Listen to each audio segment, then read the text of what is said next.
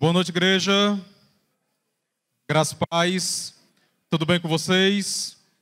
Enquanto as crianças saem, abra sua Bíblia em 1 Coríntios, capítulo 12. É uma alegria muito grande nós estarmos aqui nesse retiro. São dias maravilhosos de comunhão, dias de diversão, mas principalmente dias de edificação na palavra de Deus. Esse ano, o tema proposto, espiritualmente saudáveis, faz com que a igreja volte a pensar naquilo que é necessário para que possamos verdadeiramente dizer que somos uma igreja saudável ou que fazemos parte de uma igreja saudável. Eu quero louvar a Deus porque a nossa denominação, a ICEB, sim, nós temos igrejas saudáveis na nossa denominação. E sim, eu creio que a primeira igreja, assim como a segunda e a 10ª, a qual pastoreio, são igrejas espiritualmente saudáveis. Pela manhã, pastor Fabrício, ele nos trouxe um tema que nos deu a base para o que nós vamos trabalhar no restante desses dias, a palavra de Deus. Porque tudo o que nós ensinamos, tudo o que nós falamos, tudo o que nós fazemos em igreja tem que ser balizado pela palavra de Deus. E nessa noite nós vamos falar sobre a igreja, a instituição igreja, e especificamente sobre o corpo de Cristo, que também é chamado a igreja. O título da mensagem que o Senhor colocou no meu coração é esse que você vê aí na tela. Eu não sou igreja, nós somos igreja. E no decorrer da mensagem, você vai entender mais profundo da importância desta frase, desse título da mensagem. Mas eu quero convidá-los a abrirem suas Bíblias em 1 Coríntios, capítulo 12. E nós iremos ler a partir do versículo 12. Leio na versão NAA, a Nova Almeida atualizada. Todos acharam? E vai estar projetado no telão. Diz assim a palavra de Deus: porque assim como o corpo é um e tem muitos membros, e todos os membros, mesmo sendo muitos, constituem um só o quê, irmãos? Um só corpo. Assim também é com respeito a Cristo. Pois em um só Espírito todos nós fomos batizados, em um só corpo, quer judeus, quer gregos, quer escravos, quer livres. E a todos nós foi dado beber de um só Espírito. Porque também o corpo não é só um membro, mas o quê? Muitos. Se o pé disser, por que não sou mão? Não sou do corpo, nem por isso deixa de ser corpo. Se o ouvido disser, por que não sou olho? Não sou do corpo, nem por isso deixa de ser do corpo. Se todo o corpo fosse olho, onde estaria o ouvido? E se todo ele fosse ouvido, onde estaria o olfato? Mas Deus dispôs os membros, colocando cada um deles no corpo como ele quis. Se todos, porém, fossem um só membro, onde estaria o corpo? O certo é que há muitos membros, mas um só corpo. Os olhos não podem dizer à mão, não precisamos de você. E a cabeça não pode dizer aos pés, não preciso de vocês. Pelo contrário, os membros do corpo que parecem ser mais fracos são necessários. E os que nos parecem menos dignos no corpo, a estes damos muito maior honra.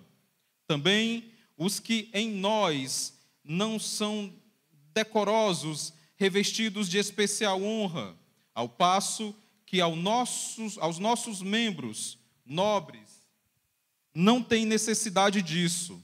Contudo, Deus coordenou o corpo, concedendo muito mais honra àquilo que menos tinha, para que não haja divisão no corpo, mas para que os membros cooperem com igual cuidado em favor uns dos outros, de maneira que, se um membro sofre, todos sofrem com ele. E se um deles é honrado, todos os outros se alegram com ele. Ora, vocês são o quê, irmãos? E individualmente membros desse corpo. Que o Senhor nos abençoe na sua palavra. Esse grupo, esse quarteto, os Trapalhões, né? Só um minutinho, irmãos. Me consegue outra cadeira, por favor, Nildo? Para eu colocar aqui a Bíblia.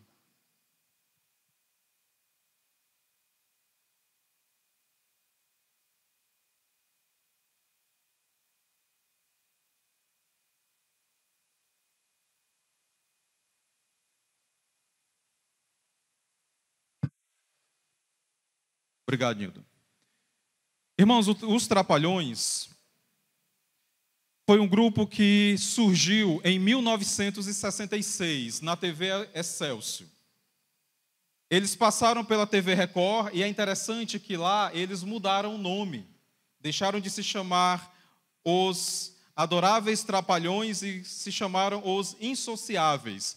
Os historiadores dizem que o Renato Aragão, o Didi, ele não gostou dessa troca, mas como eles ainda não eram muito famosos, foram obrigados, por conta do contrato, a mudar o nome do programa.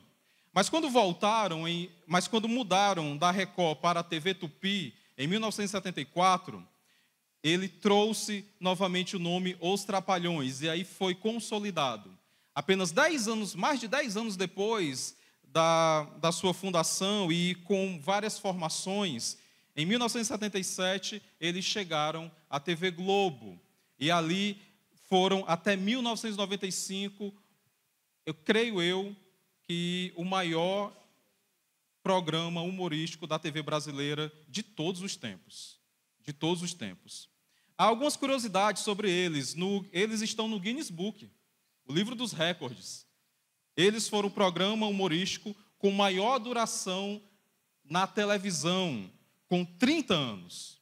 Também no cinema, eles bateram alguns recordes. Eles fizeram 21 filmes e levaram mais de 120 milhões de pessoas para as salas de cinema. E dos seus filmes, 7 estão entre as 10 maiores bilheterias do cinema nacional. É impressionante isso, é impressionante isso. No texto que nós lemos na Bíblia, você consegue imaginar, pode passar, meninas, os Trapalhões só com Zacarias seriam os Trapalhões? Sim ou não? Os Trapalhões só com o Mussum seriam os Trapalhões? Ou só com o Dedé? Ou só com o Didi? Mas os Trapalhões é o quê, irmãos? É o conjunto dos 4. Um só Trapalhão não forma os Trapalhões. E nós lemos no texto de hoje. Avança. Porque também o corpo não é só o quê? Mas muitos. A igreja não é individual. A igreja, ela é um coletivo. A igreja é um coletivo. Na Bíblia, nós encontramos vários nomes que são dados à igreja. A igreja recebe o nome de aprisco, de rebanho, de campo cultivado por Deus, de vinha plantada por Deus, edifício de Deus, casa de Deus, templo santo, família de Deus, noiva e esposa. E aqui no capítulo 12 de 1 Coríntios, Paulo chama a igreja de corpo de Cristo. Corpo de Cristo. No capítulo 12, irmãos, o apóstolo Paulo começa o capítulo falando sobre os dons espirituais. E depois ele entra para falar sobre membresia de igreja, sobre como a igreja devia se comportar como em unidade, em corpo de Cristo. Como corpo de Cristo. Na Bíblia, irmãos, a igreja sempre é retratada no coletivo. Sempre, sempre. A igreja nunca será retratada no singular, mas no coletivo a composição dos seus membros. A composição dos seus membros. E por isso o título da mensagem de hoje é esse. Eu não sou igreja, nós somos igreja. E na exposição de hoje eu quero trabalhar com vocês 3 características da igreja, chamada pelo apóstolo Paulo de corpo de Cristo. A primeira característica, a unidade dos membros. A segunda característica, a diversidade dos membros. E a terceira característica, a mutualidade dos membros. Então vejamos a primeira característica desta igreja, deste corpo de Cristo, é a unidade. O dicionário da língua portuguesa, Priberam, ele vai trazer vários significados e definições para a palavra unidade. Mas no seu 11º significado, o dicionário escreve que unidade é uniformidade, conformidade e identidade. Veja como isso tem tudo a ver com a igreja. Uniformidade porque nós estamos unidos em uma mesma forma, a saber, buscamos a forma de Cristo. Em conformidade porque nós nos conformamos a um novo estilo de vida proposto pelo Evangelho. Uma nova mente, um novo falar, um novo agir, um novo pensar, até um novo sonhar. E identidade, porque em igreja nós temos a marca de Cristo. Então veja como esse significado de unidade tem tudo a ver com a igreja. O apóstolo Paulo vai dizer que nós somos um só corpo no versículo 12. Ele diz que ele usa aqui essa figura do corpo humano para nos ensinar acerca da unidade. É interessante isso, irmãos. Ele diz que nós somos muitos, mas apesar de muitos, somos um só corpo em Cristo Jesus. E essa palavra muitos, ela vai se repetir nessa perícope 3 vezes, 2 no versículo 12 e 1 no versículo 14. A igreja, irmãos, ela é numerosa. A igreja, ela é numerosa. Mas também no versículo 13, o apóstolo Paulo vai dizer que nós somos um só Espírito. Um só Espírito. Ele diz aí no versículo 13: pois em um só Espírito todos fomos batizados, em um só corpo, quer judeus, quer gregos, quer escravos, quer livres, e a todos nós foi dado beber de um só Espírito. É o Espírito Santo, irmãos, que nos leva ao batismo, através do arrependimento e da conversão. É o Espírito Santo que nos leva à igreja, o corpo de Cristo. Nós somos impelidos pelo Espírito Santo para estarmos na igreja. Após o nosso batismo, após a nossa conversão, eu não consigo imaginar um crente, que se diz convertido, que se diz uma nova criatura, não gostar de estar em igreja. Não existe isso, irmãos. Porque se nós nos convertemos e se o Espírito Santo verdadeiramente habita em nós, o Espírito Santo que habita em nós nos levará a estarmos em comunhão com a igreja, unidos, presentes. É o Espírito Santo, irmãos, que sustenta a igreja. O apóstolo Paulo diz que foi dado de beber. Foi dado beber de um só Espírito. É como que o Espírito Santo, irmãos, ele nos alimenta, ele nos sustém, ele providencia tudo aquilo que nós precisamos, ele capacita os membros, ele intercede até nas nossas orações com gemidos inexprimíveis. O Espírito Santo, irmãos, tem um papel fundamental na unidade do corpo de Cristo. Mas também no versículo 14 nós vemos sobre membresia. Em unidade, irmãos, nós somos membros do corpo de Cristo, teologicamente falando, e de forma prática, membros de uma igreja local. Membros de uma igreja local. E aqui nós vemos o erro do desigrejado. O desigrejado, ele vai dizer assim: olha, eu não preciso de uma igreja local. Sabe por quê? porque eu sou igreja. Você já ouviu isso, não já? Você já ouviu isso? E aqui é o erro do desigrejado. Porque eu não sou igreja, irmãos. Ele não é igreja. Nós somos igreja. Nós somos igreja. A membresia da igreja, ela de forma prática, ela concede deveres e direitos. E é por isso que os desigrejados não querem fazer parte de uma igreja. Porque eles querem ter direitos, sim, mas não querem ter deveres. Então, muita gente não se envolve em igreja, não participa frequentemente de uma igreja, ativamente de uma igreja, porque não quer ter compromisso com a igreja.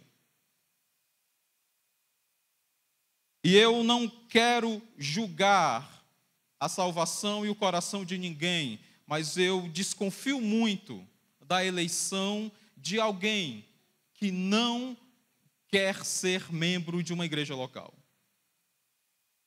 Eu desconfio muito, porque eu não vejo isso na Bíblia, irmãos. Pelo contrário, naquele grande sermão de Pedro lá no Pentecostes, após a conversão daquela multidão, ali no finalzinho do capítulo 2 de Atos, diz que todos estavam unidos e tinham tudo em comum.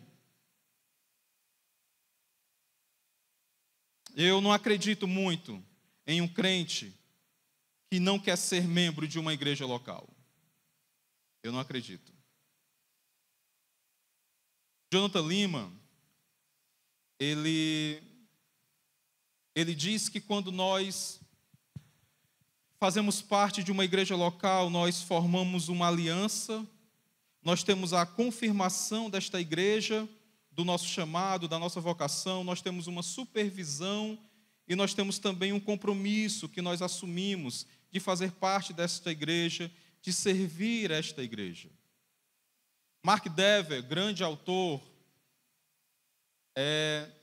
no seu livro Marcas de uma Igreja Saudável, Mark Dever, ele escreve o seguinte: como um templo possui tijolos, um rebanho, ovelhas, uma vinha, ramos, e um corpo, membros, em um sentido, ser membro da igreja começa quando Cristo nos salva e nos torna membros de seu corpo. Contudo, essa obra tem de expressar-se em uma igreja local. Nesse sentido, a membresia de igreja começa quando nos comprometemos com o corpo específico. Ser um cristão significa estar unido a uma igreja, diz Mark Dever. E essa é a primeira característica da igreja como corpo de Cristo, a unidade dos seus membros. Mas há uma segunda característica, a diversidade dos seus membros.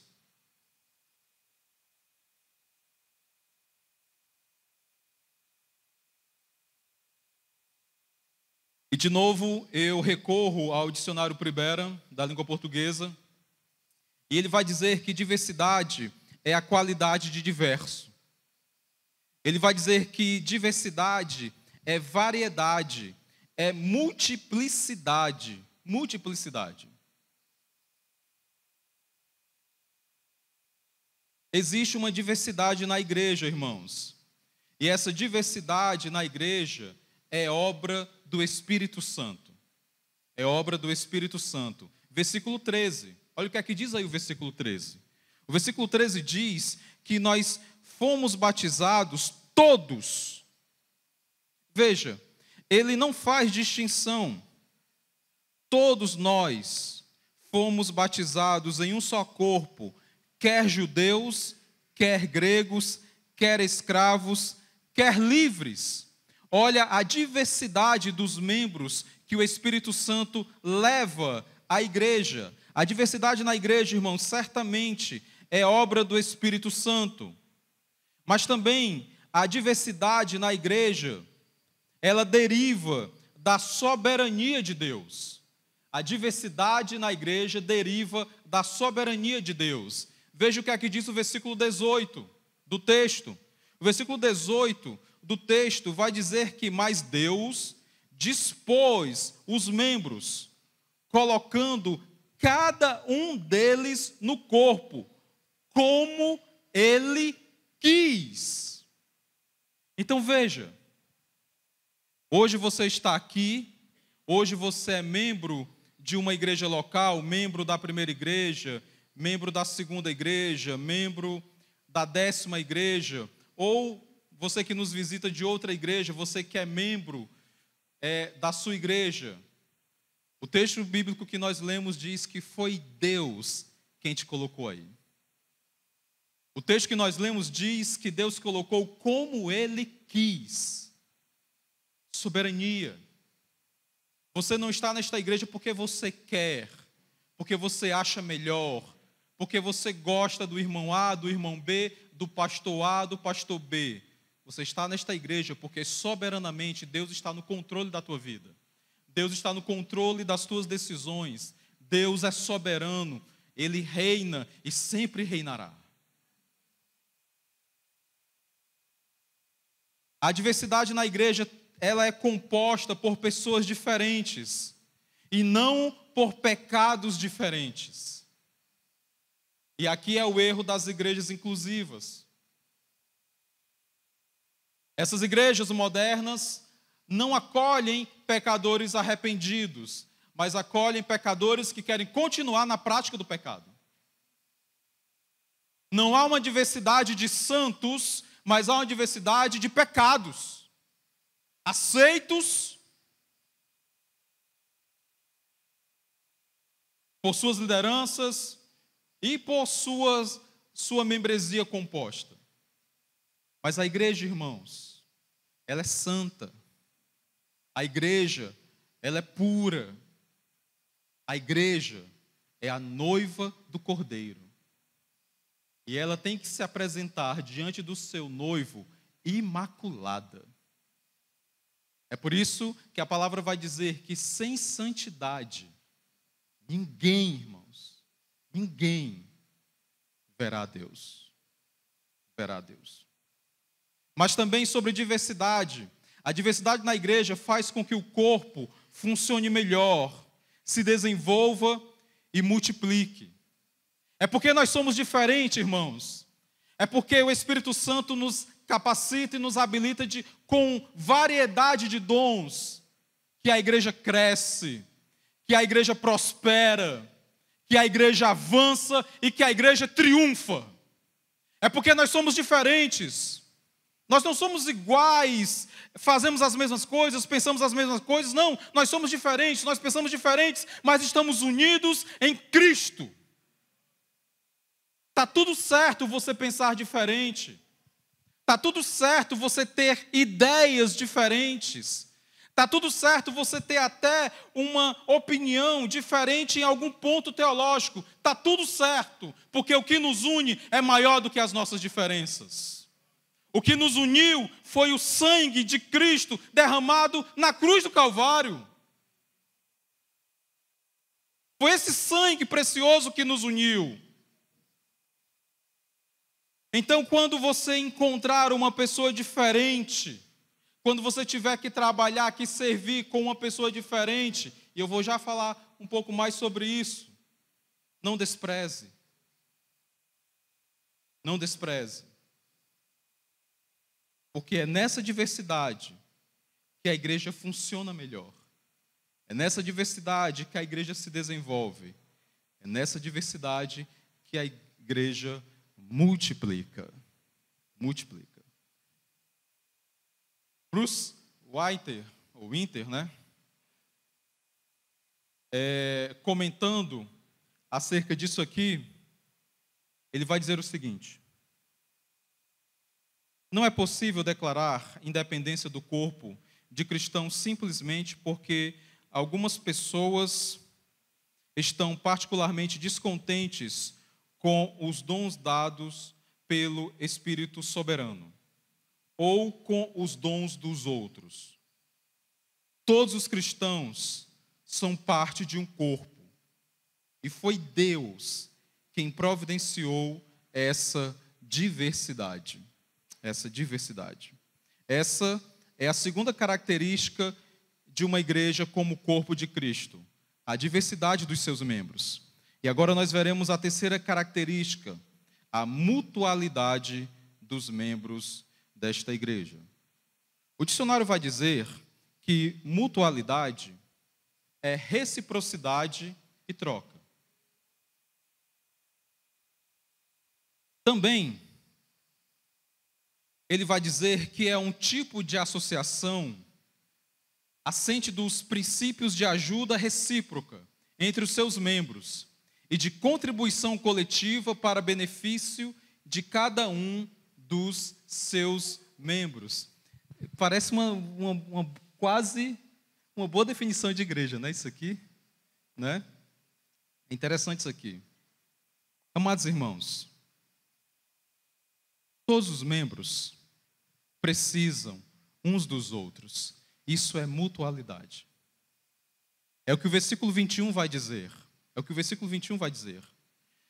Os olhos não podem dizer à mão, não precisamos de você. E a cabeça não pode dizer aos pés, não precisamos de você.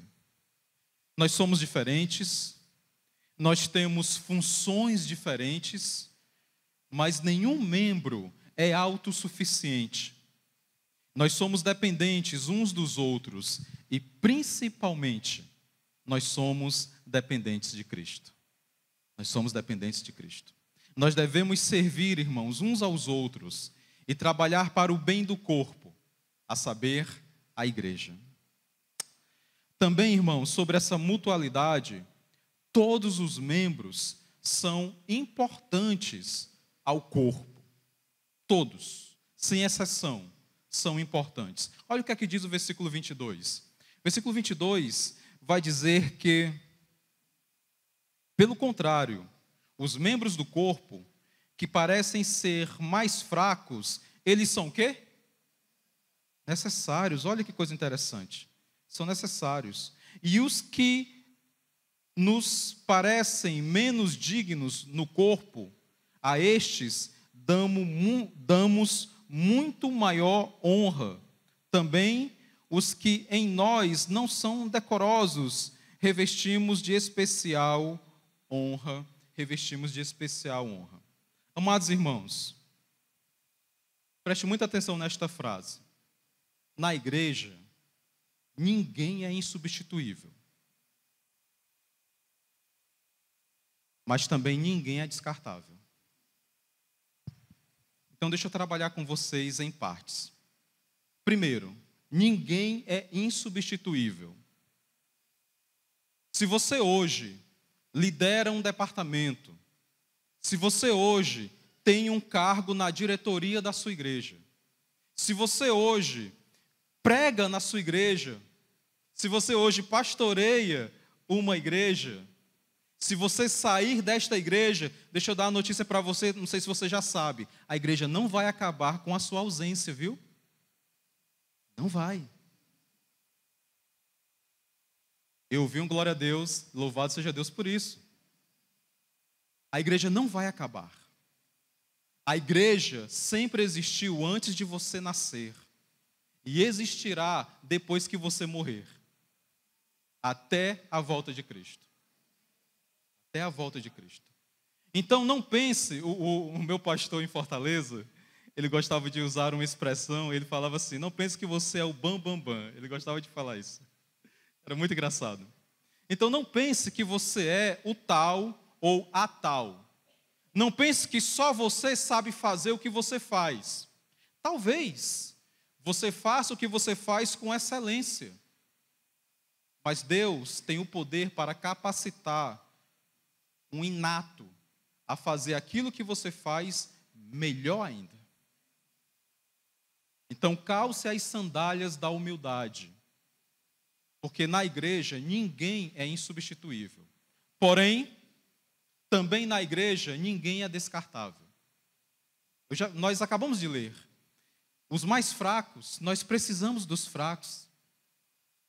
A igreja, ela não pode ser elitista. A igreja não pode ser discriminatória.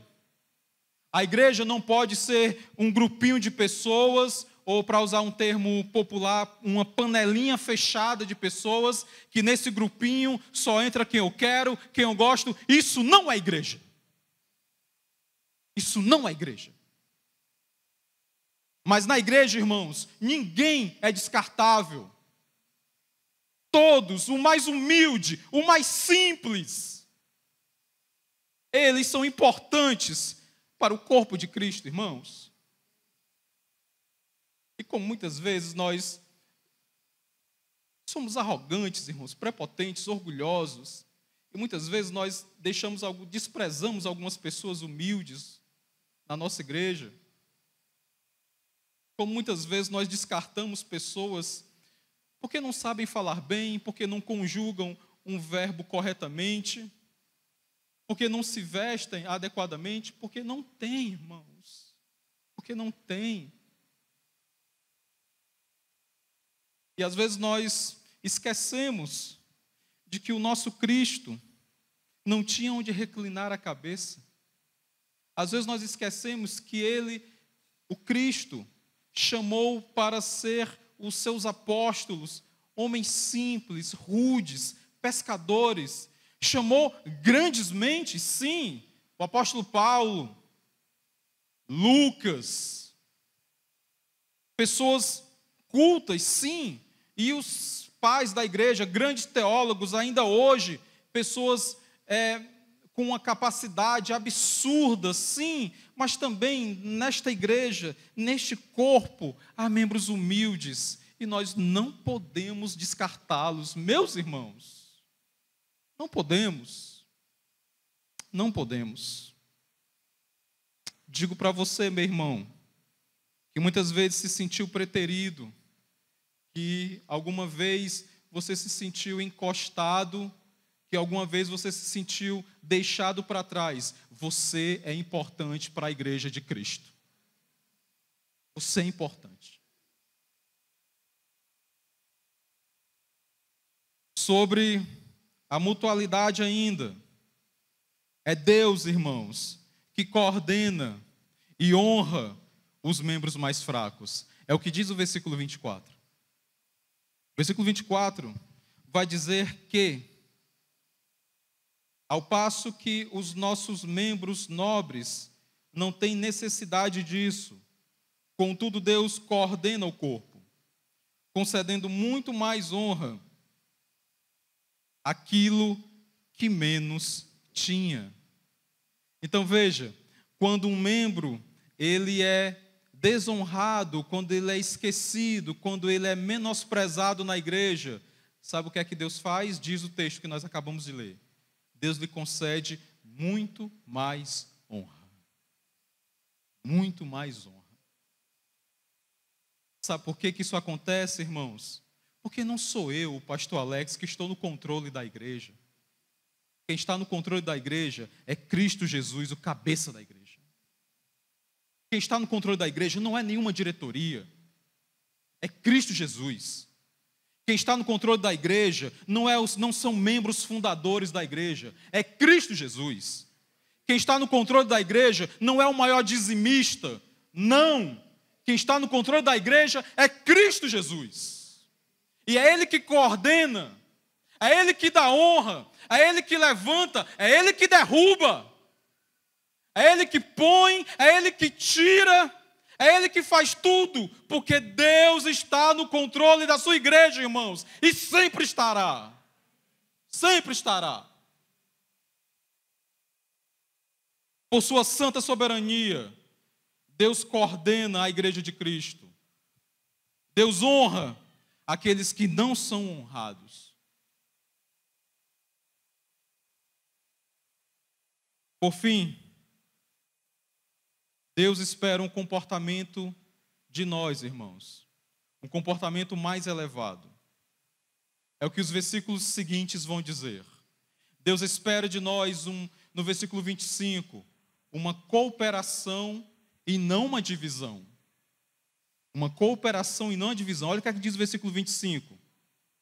para que não haja divisão no corpo, mas para que os membros cooperem com igual cuidado em favor uns dos outros. Cooperação e não divisão. Não pode haver divisão no corpo de Cristo, meus irmãos. Não pode haver. No corpo de Cristo só há lugar para cooperação, para união, para o amor. Para o amor. O versículo 26, na sua primeira parte, vai dizer também que Deus espera que nós tenhamos um comportamento de solidariedade. Olha o que aqui diz o versículo 26. De maneira que, se um membro sofre, todos sofrem com ele. Eu não posso ficar indiferente ao choro de um irmão. Eu não posso ser indiferente à dor de um irmão. Irmãos, a igreja Filadélfia está localizada no Conjunto Vitória. Vocês que são aqui da cidade, muito mais do que eu sou um estrangeiro no meio de vocês, um forasteiro. Vocês conhecem a realidade do Conjunto Vitória melhor do que eu. O Conjunto Vitória é um bairro de periferia. É um bairro carente. E se você andar mais alguns metros e chegar no Habitat Brasil e na Vila Vitória, você verá ainda uma realidade dura e cruel da existência humana. Irmãos, eu fui na Vila Vitória certa vez com a irmã Edna fazer uma visita a um senhor que ele era mecânico, se eu não me engano, e ele teve algum problema de saúde e estava lá acamado, ele não podia. E nós fomos levar lá uma palavra de oração e fomos levar lá uma cesta básica para abençoar aquela família. Meus irmãos, primeiro que para chegar na casa daquele homem, lama. A casa dele era como se fosse dentro de um buraco e ao redor valas de esgoto. No seu quintal, no seu terreno, parecia um lixão, coisas amontoadas ali, e a casa uma extensão desse lixão. Um homem doente vivendo em uma situação completamente insalubre.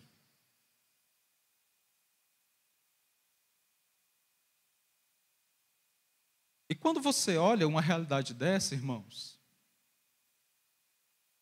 não tem como você não se emocionar. Não tem como você parar para pensar e ver que, tipo assim, no Gênesis diz que tudo que Deus fez foi bom. Como é que eu posso olhar para uma realidade daquela e achar aquilo dali bom ou satisfatório? Porque aquilo dali não foi Deus que fez, aquilo dali é uma consequência do pecado, da queda. O mundo está quebrado. Quebrado por conta do pecado. E nós, como igreja, nós precisamos ter um olhar de amor, um olhar solidário. A igreja, ela não é, por definição, uma associação beneficente ou comunitária com fins sociais. Não, a igreja não é isso. Mas ela pode também fazer isto. Ela pode olhar com um olhar solidário para aqueles menos favorecidos. Ela pode ter esse comportamento mais solidário com a dor, com o sofrimento do seu irmão. O versículo 26 termina dizendo que e se um deles é honrado, todos os outros se alegram com ele. O terceiro comportamento que Deus espera dos membros de uma igreja é a alegria com o sucesso do outro. A alegria com o sucesso do outro. E eu vou dizer uma coisa para vocês, irmãos, sem querer ser muito coaching, porque às vezes parecem umas palavras de coaching aí, né? Mas observe os seus verdadeiros amigos, as pessoas que você pode confiar. Observe a reação dessas pessoas que você tem como amigos, que você tem como irmãos chegados, quando você vence, quando você conquista. Observe a reação e o comportamento dessas pessoas. Essas pessoas vão se alegrar com você ou vão falar alguma preposição adversativa, mas, porém.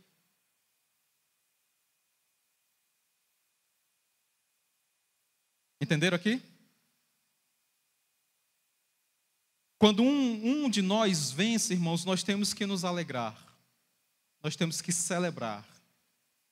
A igreja precisa celebrar aqueles membros que estão vencendo, que estão conquistando, que estão avançando, que estão chegando a lugares onde a igreja não consegue chegar como instituição, mas você consegue chegar lá como um membro. Veja, irmãos, sem entrar no mérito da política, mas hoje nós temos no Supremo um pastor no STF. Podemos discordar de muitas coisas, mas a realidade é que ele chegou em um lugar onde a igreja como instituição não chegaria. Ou pelo menos não tem muita vez ali naquele lugar iníquo.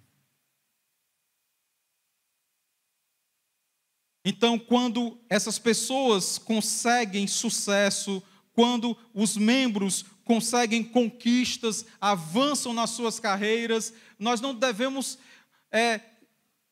buscar críticas ou falatório, mas nós devemos nos alegrar. É o que a palavra diz, irmãos.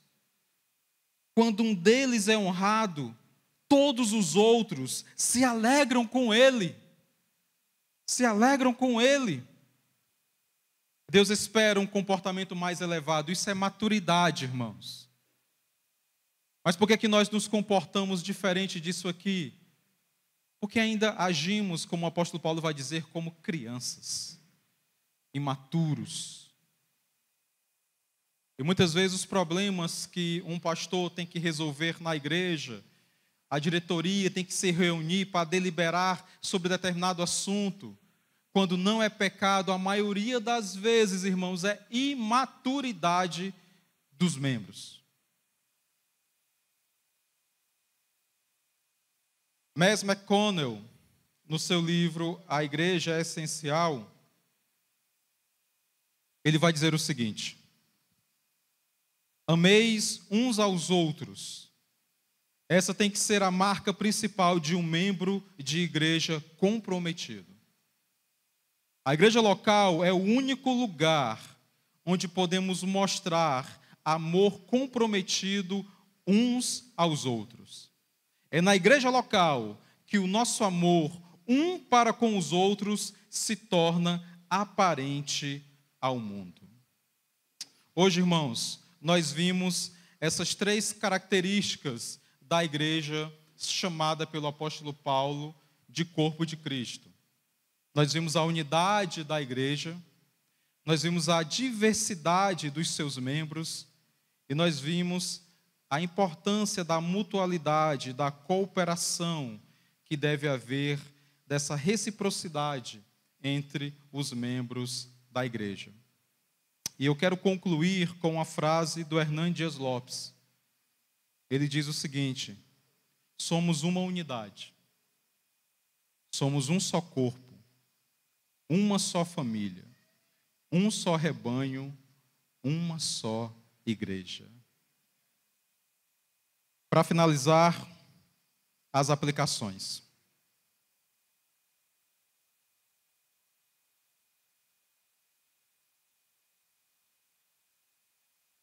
Primeira aplicação: ame a sua igreja. Esse será o tema da nossa conferência de aniversário lá na Igreja Filadélfia, no Conjunto Vitória. Será no último final de semana agora de fevereiro. Então já estou aproveitando aqui, pastor Eduardo, me dê licença para fazer o convite aos meus amados irmãos. Será no último final de semana, alguém me ajuda aí com a data, mas passando o próximo no outro. Obrigado. 25, né? Foi 24 e 25. Foi lançado um livro ano passado, creio que ano passado, pela Pronobis Editora, e o livro tem esse título: Ame a sua igreja. E nós vamos trabalhar esse livro lá na nossa conferência, os capítulos deste livro de forma resumida. O pastor Tony Merida, no livro, apresenta oito verdades, princípios acerca do amar a igreja. É muito bacana. Eu recomendo que você compre este livro e faça a leitura dele. Mas na aplicação, nós precisamos ter amor por nossa igreja, irmãos. Precisamos verdadeiramente amar a igreja a qual nós fazemos parte. O amor fraternal, o amor ágape, que coloca o outro em primeiro lugar, que se sacrifica pelo outro. Nós precisamos amar a nossa igreja, nós precisamos amar ser o que nós somos, aicebianos. Não aquele amor e defesa cego por uma igreja como se fosse uma seita. Não é isso. Mas aquele amor por entender que nós fazemos parte do corpo de Cristo. Nós fazemos parte de uma igreja saudável, de uma igreja viva. Então esta é a primeira aplicação. Ame a sua igreja. A segunda aplicação, zele por sua igreja. E quando eu falo aqui de zelar, de cuidar, não somente do espaço físico, do templo, do patrimônio que a igreja tem, mas do maior patrimônio que a igreja tem, que são os seus membros. Irmãos, quando Cristo voltar, Ele não levará placa de igreja. Quando Cristo voltar, Ele não levará os instrumentos ou a arquitetura moderna que o templo possa ter. Quando Cristo voltar, Ele levará pessoas. Ele levará os seus eleitos, os seus salvos, pecadores arrependidos, convertidos à maravilhosa mensagem do Evangelho. Então, zele, cuide do seu irmão, do seu irmão. Terceira aplicação, sirva a sua igreja. Nós precisamos de servo, irmãos. Precisamos de servos. A igreja, ela precisa avançar, e para avançar, ela precisa de trabalhadores. O próprio Cristo disse que nós deveríamos orar pedindo trabalhadores para a seara, para que Deus enviasse trabalhadores para a sua seara. Eu estou aqui diante de servos? Eu estou aqui diante de trabalhadores? Então sirva a sua igreja. Seja aquele que trabalha e não aquele que dá trabalho, pelo amor de Deus. Não dê trabalho para o pastor Eduardo, não, o homem acabou de chegar. Segura um pouquinho aí, tá certo? Segura um pouquinho aí. E por fim, quarta e última aplicação, que ligada um pouco com a segunda, cuide dos membros da sua igreja. Cuide. Irmãos, eu lembro que quando eu me converti, e eu fui evangelizado pela uma irmã, um casal, na verdade, que morava na frente da minha casa. Após o meu batismo, aquele casal, durante um ano, acho que até um pouco mais de um ano, eles cuidaram de mim. eles me discipularam, eles me ensinaram a palavra de Deus de forma com estudos direcionados, mas também com a vida. O irmão Antônio José era um homem de oração, um homem de leitura da palavra, um homem humilde, trabalhava em uma indústria de tintas.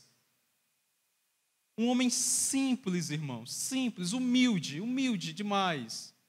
Mas um homem que todos os dias acordava 5 horas da manhã, fazia o seu devocional, orava, lia a palavra e ainda lia a revistinha da escola bíblica. Todos os dias. Todos os dias. Esse casal me ensinou muito. Eles cuidaram de mim. Nós precisamos cuidar, irmãos, dos membros da nossa igreja. E principalmente dos novos convertidos. É uma fase muito importante, é onde você vai moldar muito o caráter espiritual daquela pessoa. Aquela pessoa, o decorrer dela na igreja vai ser muito determinado, influenciado por aqueles primeiros dias, aquele primeiro alimento que ela vai consumir ali pós-conversão, pós-ingresso à membresia da igreja. Mas também nós devemos cuidar, irmãos, daqueles que estão servindo. Aqueles irmãos que estão trabalhando, que estão se dedicando, aqueles irmãos que estão até desmatando um pouco a chácara. Nós temos que cuidar desses irmãos. Temos que amar esses irmãos. Temos que estender a mão quando eles precisam. Mas também nós devemos cuidar daqueles que não estão servindo ou trabalhando. Aqueles que não têm mais força, aqueles que não têm mais condições